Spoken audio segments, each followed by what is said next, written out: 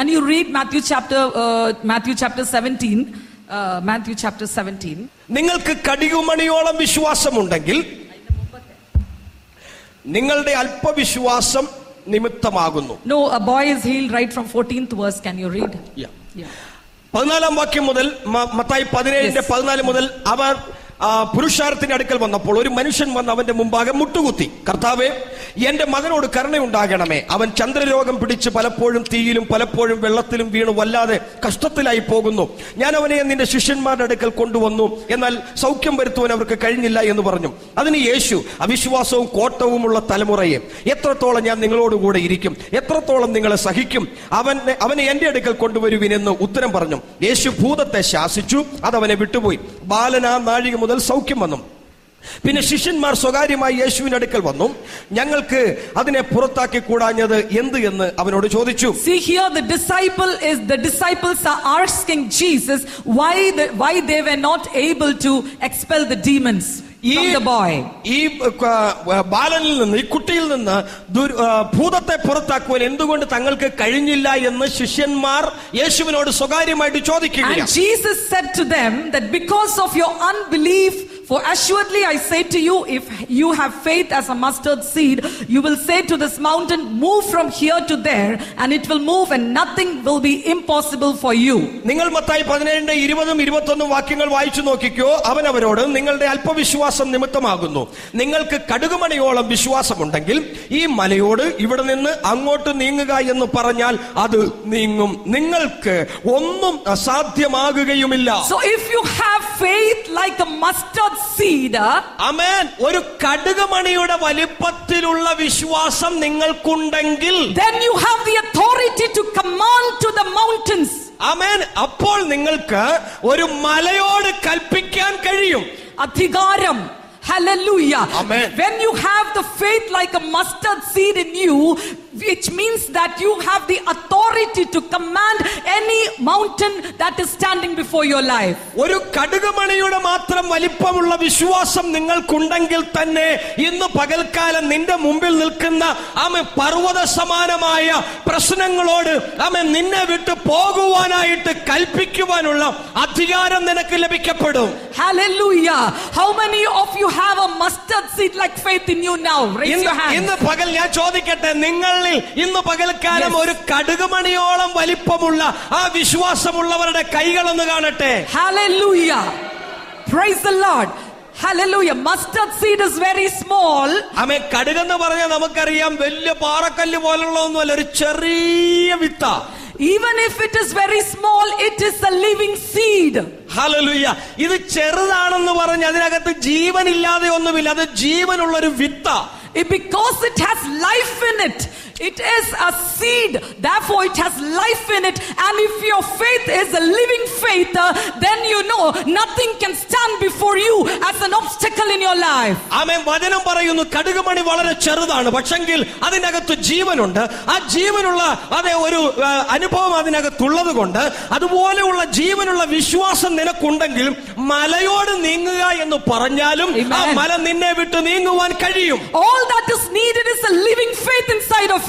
ഇതിനകത്ത് ഉള്ള പ്രതിപാദ്യ വിഷയം എന്ന് പറയുന്നത് കടുകുമണിയല്ല, കടുകുമണിക്കകത്തൊരു ജീവനുണ്ട്.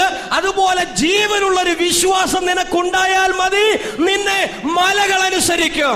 It is the life of God that is implanted in the word of God. ആമേൻ. പ്രിയപ്പെട്ടവരെ, ഇന്ന് പകൽക്കാലം ഈ വചനത്തിനകത്തും ദൈവം ആമേൻ ആക്കി വെച്ചിരിക്കുന്ന ഒരു ജീവൻ അതിന്റെ അകത്തുണ്ട്. When you sow a mango seed, you know you get a mango tree. Hallelujah. നിങ്ങളൊരു മാങ്ങ കുഴിച്ചിട്ടാൽ നിങ്ങൾക്ക് അതിനകത്തുനിന്ന് ഒരു മാവ് ഉണ്ടാകും. Hallelujah. If you go and sow a jackfruit seed, it will bring jackfruit tree. ഒരു ചക്കക്കുരു നിങ്ങൾ കുഴിച്ചിട്ടാൽ അത് ആ കുരുവിൽ നിന്നും നിങ്ങൾക്കൊരു പ്ലാവ് ഉണ്ടാകും. You, the word of God is the seed that carries the DNA of the living God in it. ആമേൻ. അങ്ങനെയാണെങ്കിൽ ദൈവത്തിന്റെ വചനം എന്ന് പറയുന്നത് ആമേൻ ജീവനുള്ള ദൈവത്തിന്റെ DNA, അതെ ജനിതക ഹല്ലേലൂയ ശക്തി അതിനകത്ത് ഉണ്ട്. അത് ഇന്ന് പകൽക്കാലം നിന്നിൽ വെളിപ്പെടും. Every seed has the DNA of its parent. നമുക്കറിയാം എല്ലാ വിത്തിനും അതിന്റെ ആമേൻ അമ്മയപ്പന്മാരുടെ ഒരു ജനിതകപരമായിട്ടുള്ള ശക്തി അതിനകത്തുണ്ട്. Whether it is a small seed or a big seed, വലുതോ ചെറുതോ എന്നുള്ളതല്ല, it has the living DNA inside of it which can produce abundance of life through it. അതിനകത്ത് ജീവൻ വെച്ചിരിക്കുന്ന, ജീവൻ നിലനിൽക്കുന്നതായ ഒരു അനുഭവം ആ വിത്തിനകത്തുണ്ട്. And the word of God is the seed. When it comes into your heart, it will produce the kingdom of God within you. അതുകൊണ്ട് ഇന്ന് പകൽ ഞാൻ വിളിച്ചു പറയാം, ഈ ദൈവത്തിന്റെ വചനം എന്ന് പറയുന്നത് ദൈവത്തിന്റെ DNA ആണ്. ആ DNA എവിടെ കുഴിച്ചിട്ടാലും അത് ഇന്ന് പകൽക്കാലം ദൈവരാജ്യമായിട്ട് അത് പരിണമിച്ചു വരും. Hallelujah! Praise the Lord. Are you proud that, are you grateful to the Lord that you are carrying the DNA of God within you? ഇന്ന് പകൽക്കാലം ഞാൻ നിങ്ങളോടൊരു ചോദ്യം ചോദിക്കട്ടെ പ്രിയരെ. ഈ പകൽക്കാലം നിന്റെയും എന്റെയും അകത്ത് വസിക്കുന്നത്, വ്യാപരിക്കുന്നത് ദൈവിക ജീവന്റെ ഒരു വിത്തിന്റെ അംശമാണോ? Hallelujah! Hallelujah! You're hearing the word of God every day through the television. നിങ്ങൾ ഈ ടെലിവിഷനിൽ കൂടെ കേൾക്കുന്ന എല്ലാ വചനങ്ങളും unlike the former days, we have lot of social media gospel preaching. ആമേൻ. ഇന്ന് നേരത്തെ സമയം പോലല്ല, ഇന്ന് എല്ലാ സമൂഹ മാധ്യമങ്ങളിൽ കൂടെയും ദൈവവചനം പ്രസംഗിക്കപ്പെടുന്ന ഒരു പതിവുണ്ട്.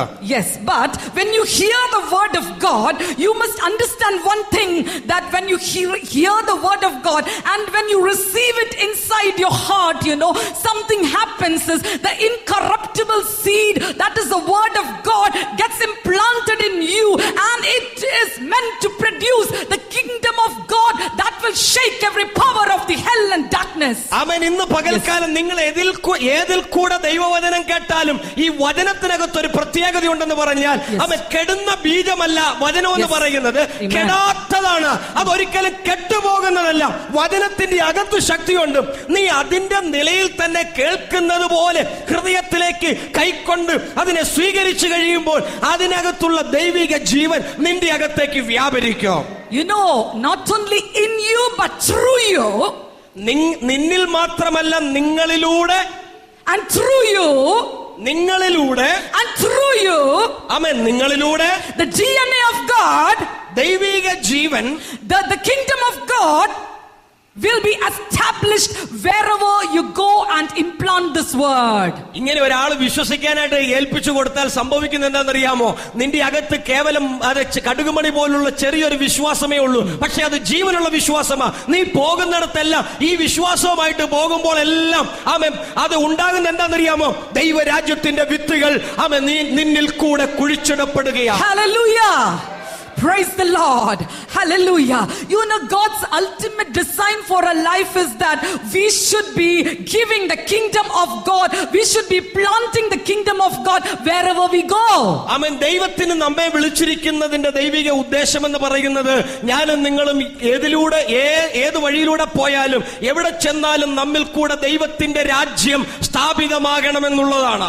If that has to happen, then the first thing must happen, that is, you must have a knowledge that you are carrying the DNA of the living God that is able to produce the kingdom of God when you saw it right into the hearts of the people. കർത്താവിന്റെ ദാസന്മാരെ, ദാസിമാരെ, ദൈവത്തിന്റെ പൈതലെ, ഇന്ന് പകൽക്കാലം നിങ്ങൾ കടന്നു പോകുന്നിടത്തെല്ലാം ദൈവരാജ്യം സ്ഥാപിതമാകണമെന്നുണ്ടെങ്കിൽ അതിന് മുമ്പായിട്ട് നിങ്ങളുടെ അകത്ത് നിങ്ങൾക്ക് തന്നെ ഒരു ബോധ്യത ഉണ്ടായിത്തീരണം. നിങ്ങളുടെ ഉള്ളിലിരിക്കുന്നത് ദൈവത്തിന്റെ ജീവനുള്ള വിത്താണെന്നും നിങ്ങൾ കടന്നു ചെല്ലുന്നിടത്ത് ദൈവം അത്ഭുതങ്ങൾ ചെയ്യുമെന്നും തന്റെ രാജ്യം സ്ഥാപിക്കുമെന്നുള്ള ചിന്ത നിങ്ങൾ വന്നു കഴിഞ്ഞാൽ മാത്രമേ നിങ്ങളിലൂടെ ദൈവത്തിന് വൻ കാര്യങ്ങൾ ചെയ്യുവാൻ കഴിയുകയുള്ളൂ. Hallelujah. When you get a fever, Pastor, please pray for me, I have fever. Oh, Pastor, come to my house because my children are not obeying me. Pastor, please come because my mommy is in the hospital. Pastor, please come because we have lot of debt in our house. No, this is not the ultimate plan of God for our lives, sir. The ultimate plan of God for our life is that we should carry the kingdom of God and we should overcome every power of Satan and we should become the distributors of the kingdom of God in the locality we we are placed in.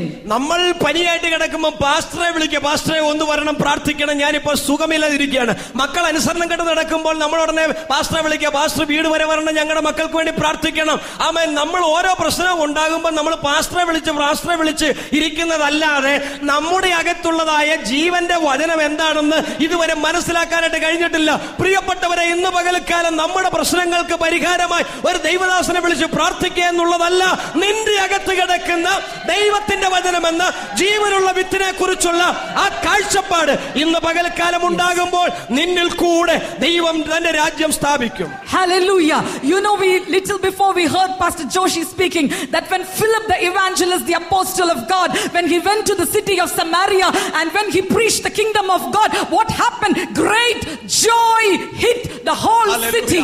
നമ്മൾ കഴിഞ്ഞ സെഷനിൽ pastor ജോഷിയിൽ നിന്ന് കേട്ട ഒരു കാര്യം എന്താണെന്നറിയാമോ? ആമേൻ. ഫിലിപ്പോസ് എന്ന് പറയുന്ന സുവിശേഷകൻ താൻ ഒരു അപ്പോസ്തലനല്ല, ഒരു സുവിശേഷകനാ. പക്ഷേ അവൻ ദൈവത്തിന്റെ വചനം പ്രസംഗിക്കുവാനായിട്ട് ശമരിയ പട്ടണത്തിൽ കടന്നു ചെന്നു. ശമരിയർ മുഴുവനും ആ ദൈവവചനം കേൾപ്പാൻ ഇടയായി തീർന്നു. ഒരു പട്ടണം മുഴുവനും രക്ഷപ്പെടുവാൻ കഴിയുന്ന ആമേൻ ആത്യന്തിക ശക്തി, അഭിഷേകത്തിന്റെ വ്യാപാരം ആ സുവിശേഷകന്റെ അകത്തുണ്ടായിരുന്നു.